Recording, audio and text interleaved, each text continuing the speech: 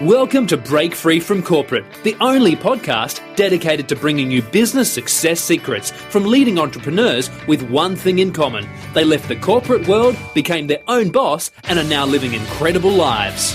To access previous and all future episodes, visit breakfreefromcorporate.com and subscribe today. Well, hi everyone, it's Gavin Sequeira here from Break Free from Corporate, and welcome again to yet another podcast. And today I'm really excited to be having a special guest on this show. We do get a lot of great people on the show, but today I'm really excited. We've got a guy by the name of Robert Coorey. Robert Coorey's a best-selling author. He's got a book out called Feed a Starving Crowd. He's also a marketing genius. Now, he's someone who's left the corporate world, started his own business, and is literally impacting thousands of lives all around the world. I've heard Robert speak on stage, I've met him in person, and I'm completely inspired by the work that he does. And I hope that you guys get a lot of value out of the stuff that he's going to share today. So without further ado, I'm really excited to be calling on Robert, and I hope you guys enjoy the podcast. So Robert, anyway, thank you very much for being on this podcast. I'm delighted to be here, Gavin. Fantastic. Now, look, Robert, we've met recently. I've heard you speak at a couple of events. I've got your book, Feed a Starving Crowd, in front of me. I must say it's a wonderful read. I haven't quite finished it, but I'm fascinated by all the stories that you've got in there. Thank you. It took me a long time to write it, so I'm glad that you're enjoying it. No, thank you very much for that. And look, like I said before, a lot of our listeners are people like you and I who have come from the corporate world or are still in the corporate world. They're in their jobs. They're looking for a way out. They're looking for inspiration. And by us sharing your story, I hope that, we're able to give that to them. Look, I think it's great what you're doing for the community. And there's a lot of people that are in the corporate world that aren't happy. And it's it's a really big jump to leave the corporate world, the safety and security of a regular paycheck and a good lifestyle and a good income, to go out on your own. It's not easy, and it's great that you're providing support and direction. And I'm delighted to be here today and to share my experience as well. Awesome.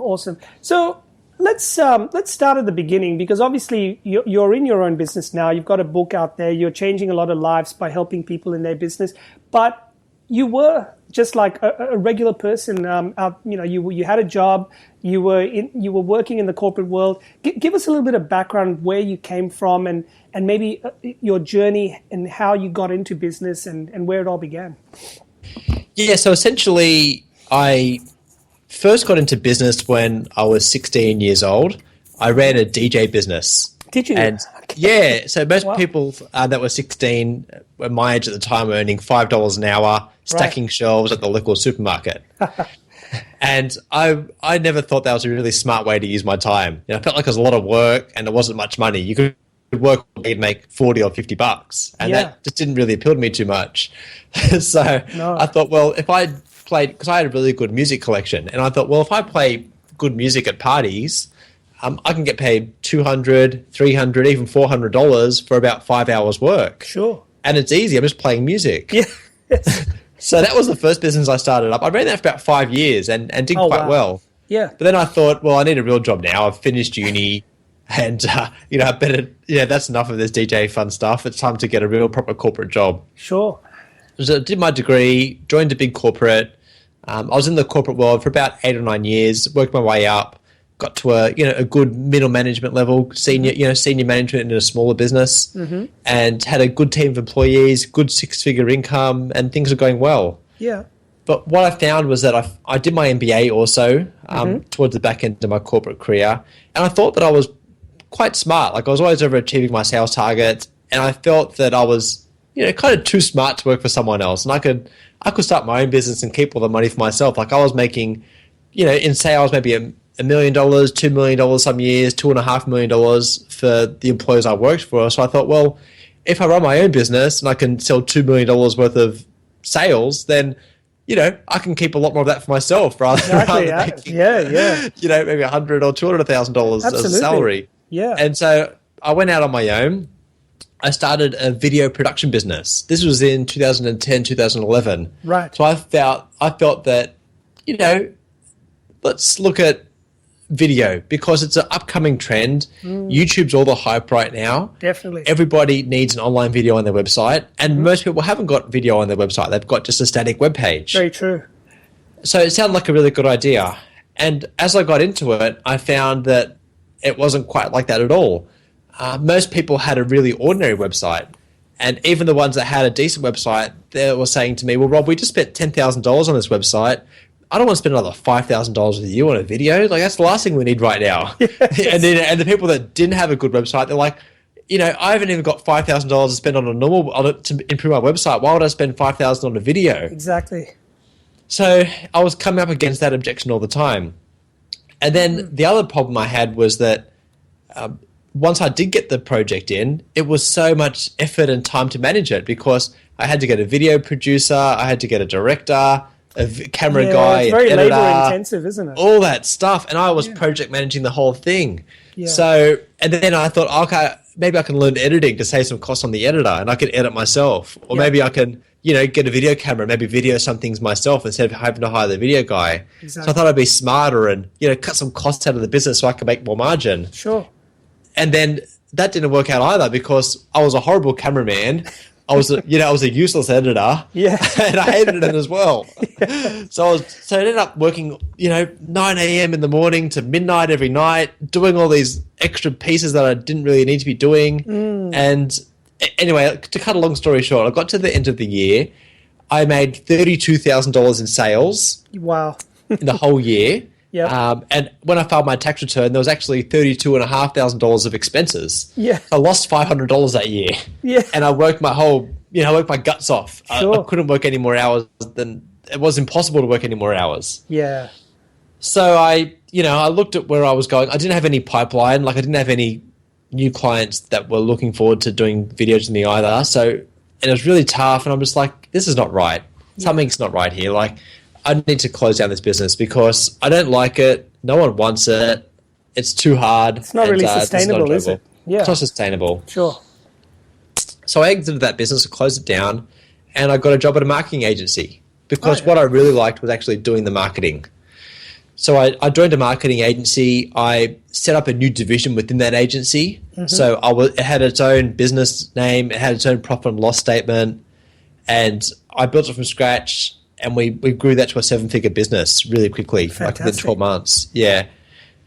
And then because I was getting such good results in that business, I decided to write a book about my experiences in marketing because I've been doing marketing my whole career. But this was the first time where I actually went into a marketing agency and offered marketing services to other clients. So I wrote a book about my experiences there, which was called Feed a Starving Crowd.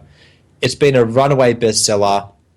And then last year, because it's been going so well, we decided to spin out Feed a Starving Crowd out of that marketing agency into its own business. Right. So, okay. Now, wow, what a transformation from where you were to where you are now. I mean, let's take a step back. So, when did you discover that marketing was a passion for you? Because obviously you've tried a number of different things and like you said, you had varying degrees of success and then you found, for example, you just didn't like video editing, because a lot of people get into business and they start doing it. Some may end up in there for a number of years hating their business. I mean, they hated their job, then they go into business and they end up hating their business.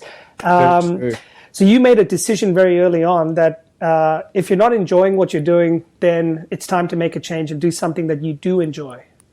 That's correct. Yeah, that's correct. Because, and everyone says it, do what you enjoy, but really, like if you're doing something that you hate, life's too short. It's not worth it. Oh, absolutely. Yeah. No, exactly. And with all of this journey that you were on, did you have people around you that were encouraging you to give this a go, give that a go, or if you're not happy here, maybe try something else? Because I find that there's not a lot of support out there for people, especially when they leave the corporate world, to be able to try new things. Because there's a lot of people who tell you you can't do it. Yeah. Yeah, it's very difficult because what tends to happen, especially if you're successful in the corporate world, people are like, why would you, why? What for? Why are you leaving? Why would you quit? You're doing so well. Exactly. Why? Don't do that. Yeah. I was lucky. I was supported all the way through, so I didn't... like my immediate friends and family were supportive of that. Of course, everyone was concerned and that's only natural because they're looking out for your best interest. Yeah. So, you will have people that say, yeah, absolutely, like, what are you doing that for? You know, you got a good job, you're on good benefits, that's crazy. Yeah. But at the end of the day, if you feel that this is something that you really have a passion to do and you want to get into it, then it's worth it. It's not going to be easy, don't get me wrong. Nothing's ever, you know, that was a tough year for me that first year. That was not easy at all. Sure. So, yes, it's not easy, but it's worth it. It's great. Like, it's so much more fulfilling to run your own business that's going well. Yeah. And even if it's not going well, it's still fulfilling to run your own business. No, exactly. But it's more of a lumpy ride. The highs are higher and the lows are lower, but it's great. It's a really good thing to do. And look, when you were in your corporate world, you were successful, you know, you were doing well, you might have even hit a comfort zone, but was it really the point where you figured, if I could be this successful for someone else, why not do it for myself? Was that a turning point, or were you just not satisfied in your job anymore that made you do that transition? I mean, what was the number one key factor that sort of made you look outside? Look, I've always been kind of a creative person. So I like to try new marketing tactics, new angles, new offers, and things like that. And what I found in the corporate world is that there's a lot of structure and processes and hierarchy. And, you know, if you want to do a marketing campaign, you need 7 people to tick it off and things like that. And do you know what the funny thing is, though? That's kind of one reason why they're so successful, because they've got those structures and processes in place. Yeah. Because if you've got 40,000 people in the business and you're a big corporate, well, you need that. Otherwise, how are you going to keep the place under control? Exactly. And there's a reason why that's successful, because the most senior person is looking for the overall strategy, and does your little individual strategy fit within the overall company strategy? So that's totally okay. I don't begrudge corporate for doing that, and I think it's actually quite sensible, and it's the best way to run it. Yeah. But what I found is someone coming up, like, I always wanted more responsibility. Like, I wanted to be a senior director, you know, when I was still in my 20s. I thought, like, well, I'm smart. I could be a senior director. Sure, why not? But in a big corporate, it's more of, you know, you've got to put your time in. Yeah. And, you know, you're not old enough and you need more experience. But for me, I never really saw how spending an extra year doing something that you hated just to get more experience was going to help you in that next job anyway. That's it just didn't make sense. Like, that doesn't make sense to me. It's illogical, isn't it, really? It's illogical. Yeah. And no, it's a very good point. I mean, there's some people who feel they have to put in that extra time just to earn their stripes so that they can, you know, take that next step. But when you think about it, like the way you just put it, you don't really have to do that if you don't want to. I mean, these days there's a lot more freedom of choice. Maybe 20, 30, 50 years ago, you know, people had to stay in their jobs a bit longer and they had to put in that time because there wasn't a lot of choice out there. Technology wasn't as abundant, and, you know, there weren't all the different media that we have today. But I think we live in different times where people have that choice. Very true. Yeah. Oh, well, fantastic. Well, tell me, with your book now, Feed a Starving Crowd, because I'm holding that as we're talking, and I just think the topic and just the title in itself is so relevant in today's economy. I mean, every business owner needs to be able to tap into the right audience, and you know, with the world being as crowded as it is, finding that right audience is critical. Yeah. So Feed a Starving Crowd is all about, and you can see why I wrote it. So if you think about it, the first business I ran, I was certainly not feeding a starving crowd. Like, you know, in 2010, 2011, people did not want video production for online videos. There just was not a demand for it in the marketplace. Yeah. And so I was too early to market. Now, in 2015, that's a different story. People, there's a lot more demand for it, and it's actually not a bad business to get into right now. But at the time, I was too early to market. So people didn't want what I was selling. And what I say is that when I've reflected back on my career and the different businesses that I've worked in and the different clients that I've had, when there's a starving crowd of buyers, so when people actually want what you're selling, business is much easier. Sure. And it's a lot easier to get the marketing right.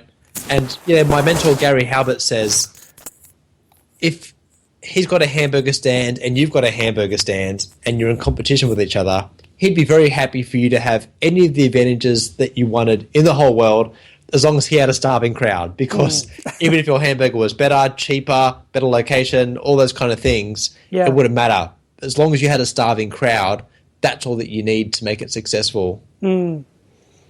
Yeah, because if you haven't got that crowd, well, you haven't really got demand for your business, have you?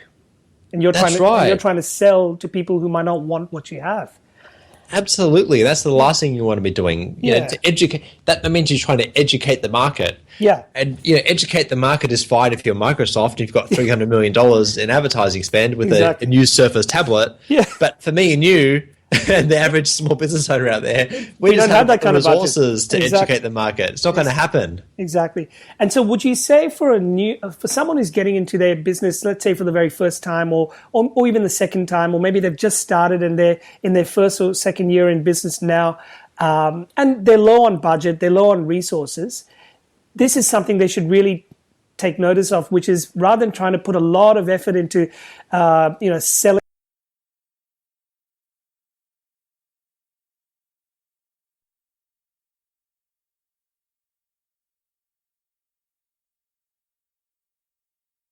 that demand. Okay, back again. Yeah. Oh, did I lose you? Yeah, you lost me. Sorry. Okay, I just lost, towards the end of that question, I lost you. So if you want to repeat it. Yeah, I'll repeat that question. Cool. Yeah.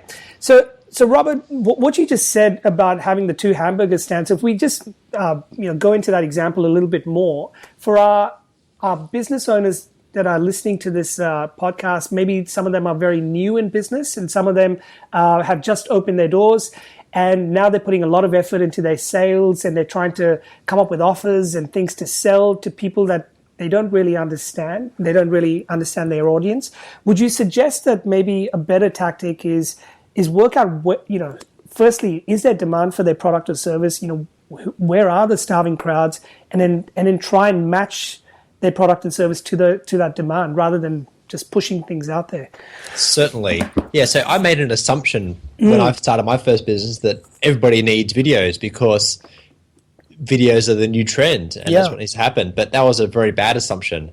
So what I show in my book in chapter 1 and chapter 2 is, firstly, like how to find out if there's actually a starving crowd there for your business. Like, is there people that actually care about what you're selling? Like, what are some simple tools you can use and some simple strategies to make it happen? So that's step 1. And then step 2 is, like, once you've worked out if there is a starving crowd or not, then how do you make an offer to these people so you can test inexpensively or even with no cost to you? So one example that I do for some of my private clients is that if they're thinking about launching a new product or service or a new business, we'll get together a small list of people who could be interested in this, and we'll either call them up or run a webinar.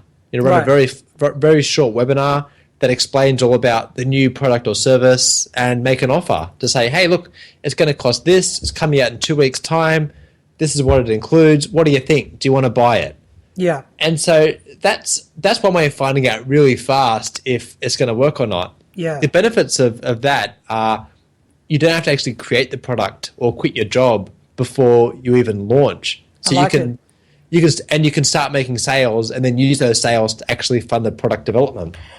Really interesting point you just brought up there. So this is something low cost, in fact, probably no cost to do. And you can do this while you're in your job. If you are in your corporate job at the moment, if you're listening to this, or if you've just started a business and you're very tight on budget, you can actually almost product test your idea or your concept before you actually create it.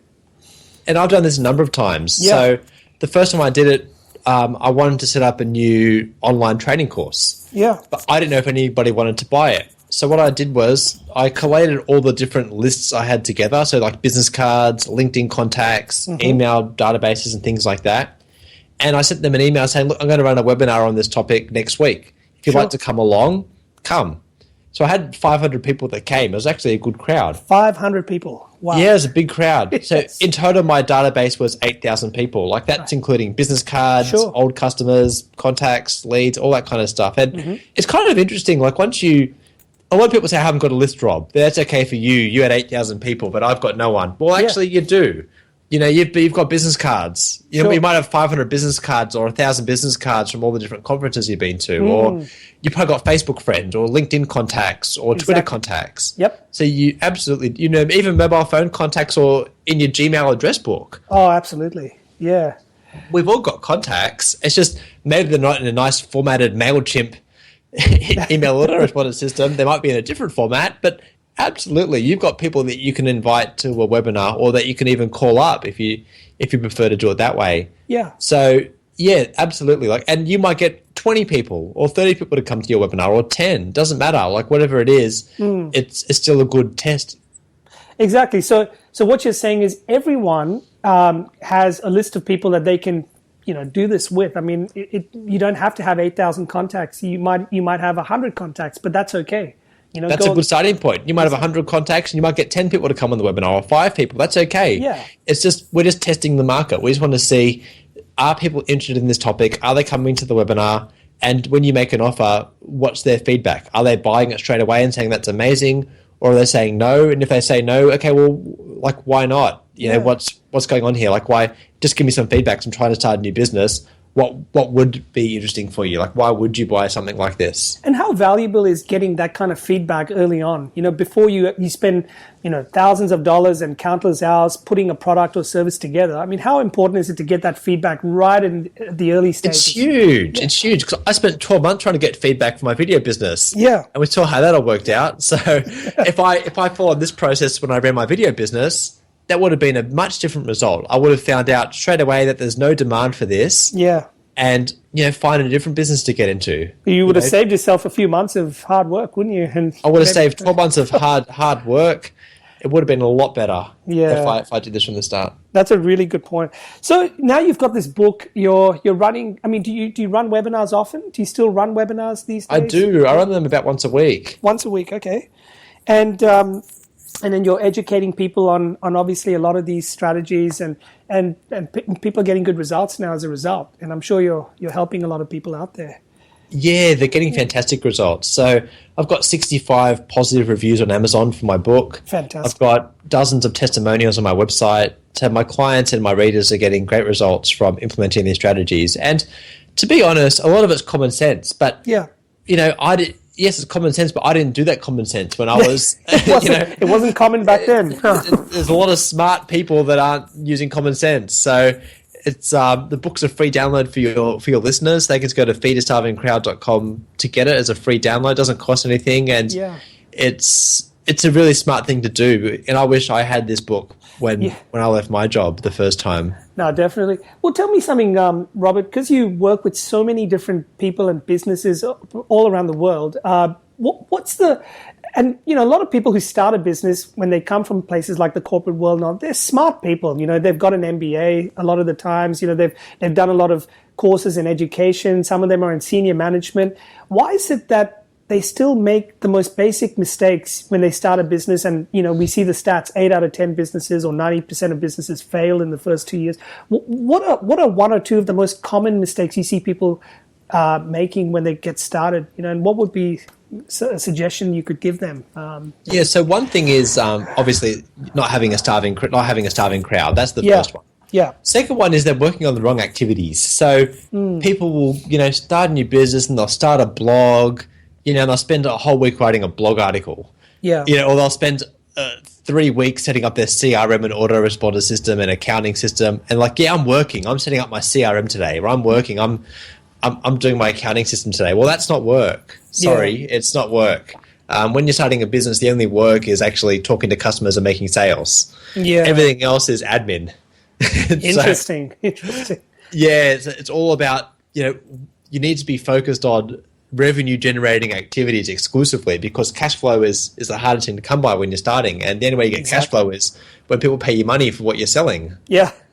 So you got to be out there. That's the biggest mistake people are making. It's not focusing on sales. It's just focusing on all the other stuff that it feels like work. I'm setting up my CRM today, but that no one cares about your CRM. It's not going to make any more sales at all right now. It's great to have in the future. It's not bad to have one. Don't get me wrong, but it's not working. It's working is selling. Yeah.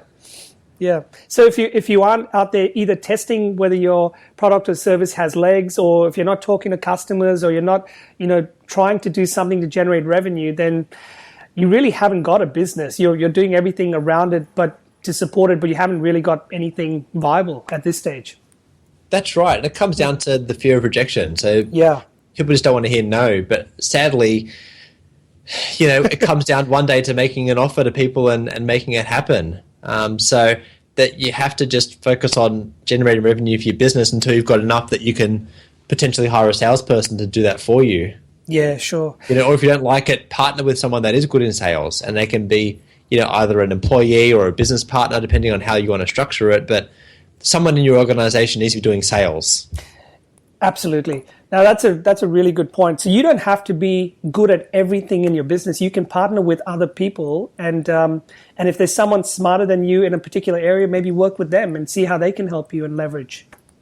Definitely, and it can be in different formats. Like, for example, I've got, I'm not an expert in finance and systems and processes and business structures and things like that. Like, I know about it all. I've got an MBA, so I studied this stuff, but the actual current legislation for things like that, I don't know. I need to get advice on that. So I've got lawyers and advisors and things like that, and you can just pay them by the hour. Like, you can just buy an hour of your solicitor's time to look over some of your legal agreements if you need to, or if you want to look at how to structure your finances in the best way, you can buy an hour of your accountant's time or your financial advisor's time. Yeah. So these guys don't have to be full-time employees. And like, when I first started my business, I didn't have staff. Like, what I did was I just paid consultants. And so it's a bit more expensive. You might think, oh, wow, I paid $100 an hour for that guy, or I paid $200 an hour for that guy. Like, that's a lot of money for 1 hour. But sure.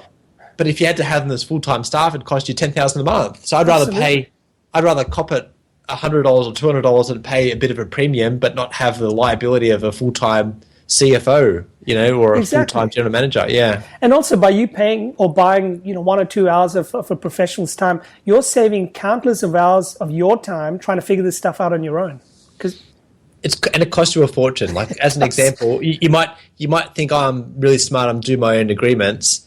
But if that agreement goes bad and you get sued, it's going to cost you a lot more. That $500 you should have spent on the lawyer would seem very, very cheap compared to the litigation and all that kind of. It's a mess. It's a real mess. So it's better to spend a little bit more and get the agreements right up front. It's a false economy to think you're saving money by not using professionals. Yeah, no, that's a good way to look at it. But buying an hour of someone else's time so that you can potentially not only cover yourself but ensure that you're not liable for things that you just are out of your depth. Yeah, and also setting up the business in the right structure. So. Some people might just leave corporate and just start trading under their own personal name. Now, look, I'm not an accountant. I don't want to give advice on that, but sure. There are some potential pitfalls if you just trade out of your own personal name, or if you, if you don't protect your assets and things like that. So that's exactly something that you should definitely talk to an accountant about, because business is a risky venture. Yeah. And, hopefully nothing goes wrong. And if you do the right thing, most likely nothing will go wrong. But it's important to protect yourself against any of those potential things that can happen. Yeah. Now talking, Robert, about let's say the differences between corporate and being in your own business. In corporate, you mentioned you had all these structures, you had all these people around you, you had all this expertise, and that's why corporates are successful. In your own business, you've obviously got a team around you. They might not all be working full time with you, like you said, but you've got professionals, you've got smart people that you've assembled and you work with. How important is that?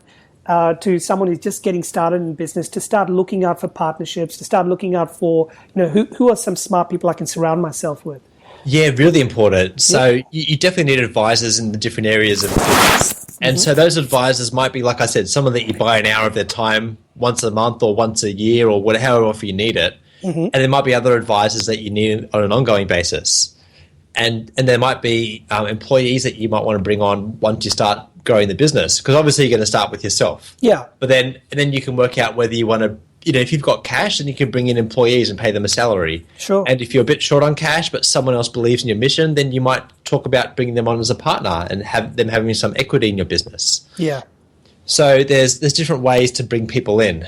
You can just pay them for their time, or you can have them as an employee, or you can bring them as a business partner. Okay. And each one of these has pros and cons, obviously. Yeah, absolutely. So my preferred way, like by default, is to just pay someone as an advisor. That you get an invoice from them, you pay it, it's done, and it's a finite period of time. Yeah.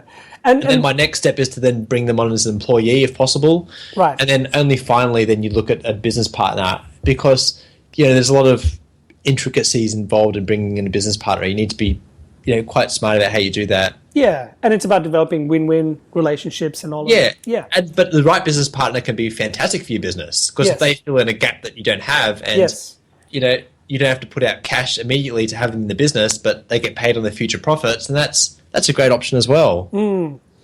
And what about having the right network around you as well in terms of a support group or having some mentors and maybe even a business coach and things like that? How important is that for people to start looking up to be a part of a community, to help them along the journey? Because it's pretty lonely when you're running your own business.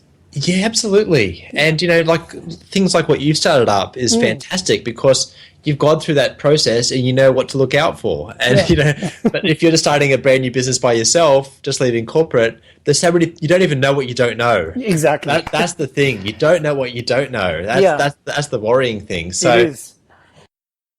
With such a busy lifestyle that you're living at the moment, what is a normal day for you? How does your day look like on a regular basis?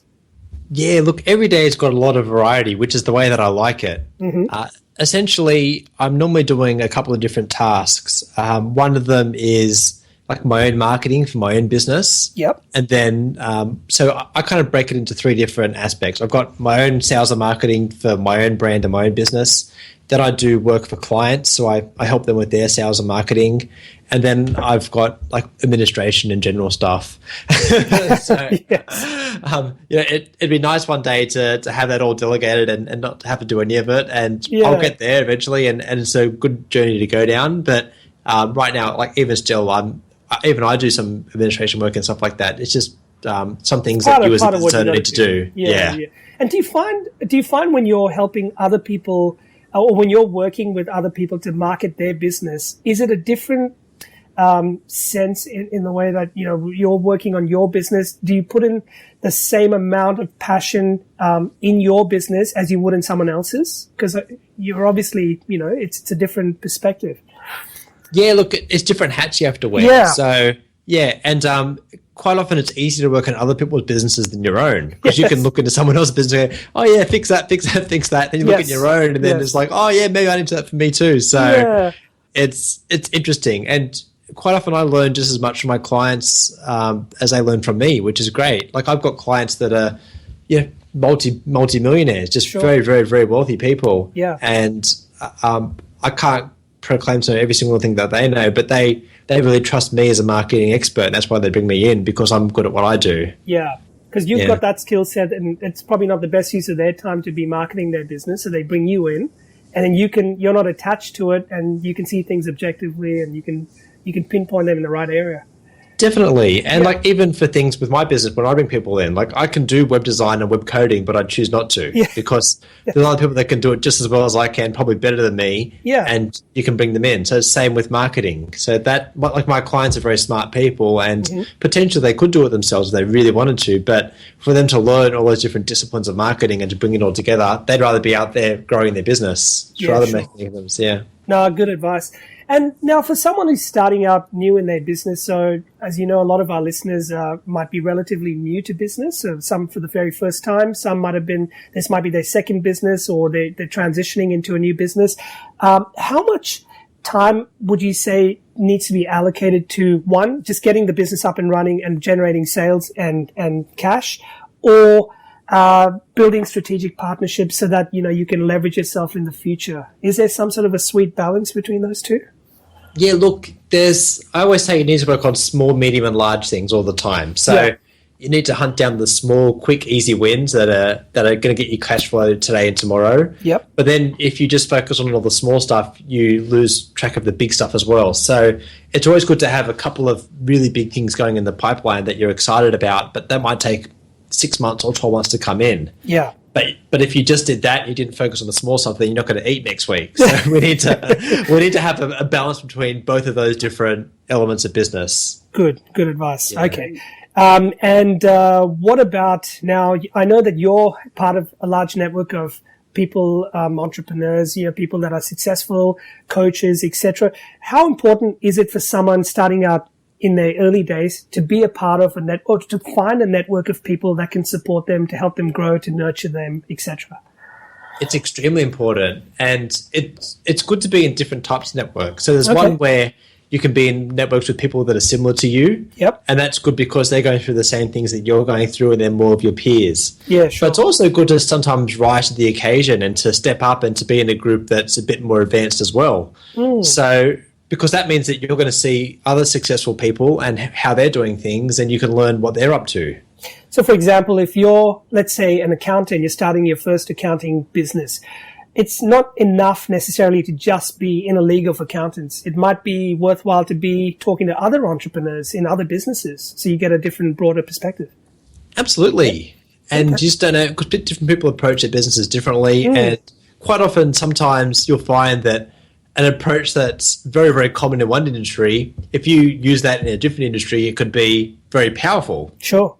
Yeah, because no one else is doing it that way. No, that's good. That's good.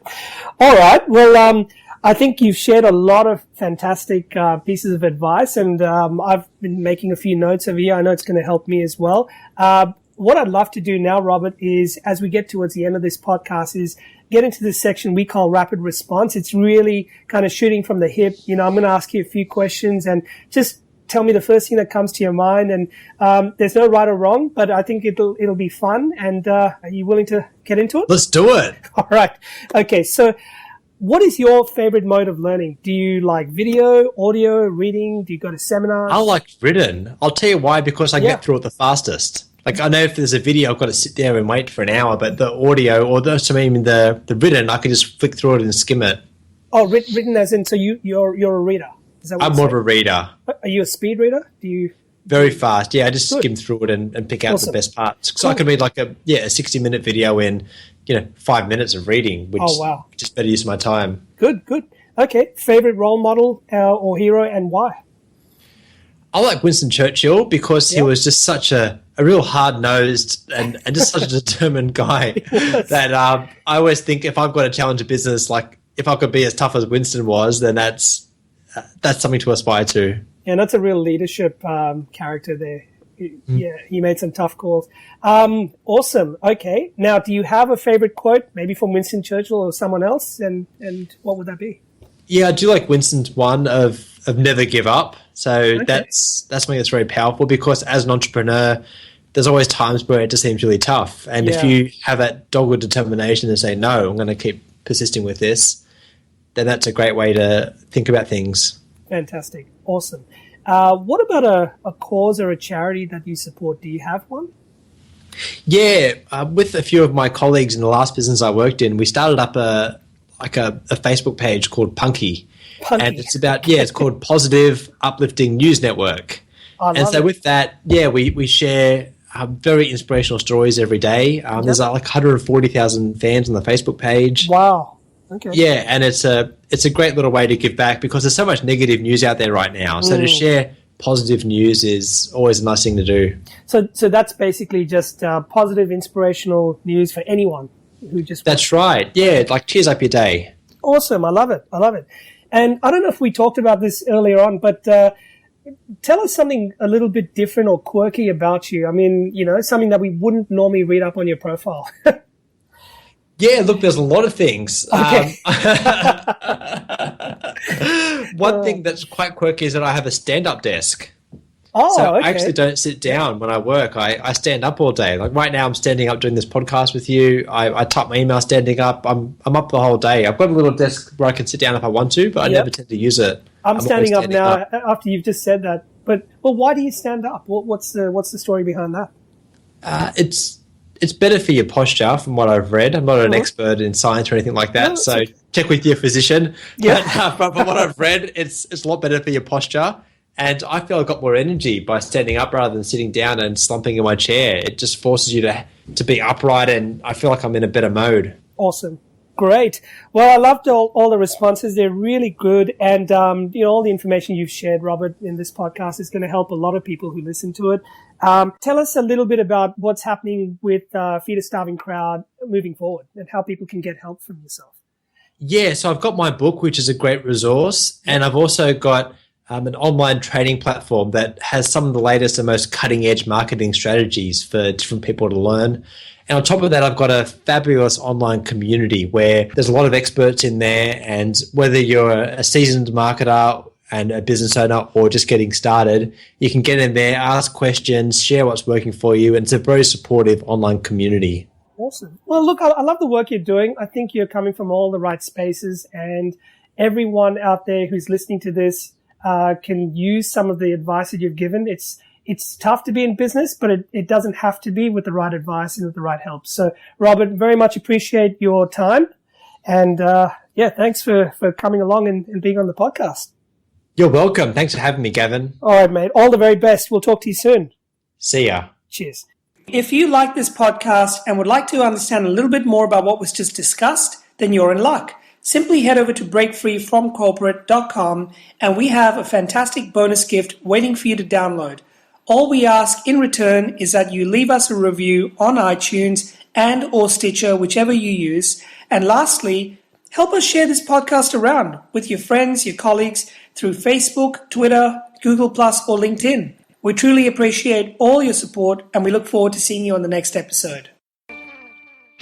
Thank you for listening to this podcast episode of Break Free from Corporate. Once again, to access previous and all future episodes, visit breakfreefromcorporate.com and subscribe today.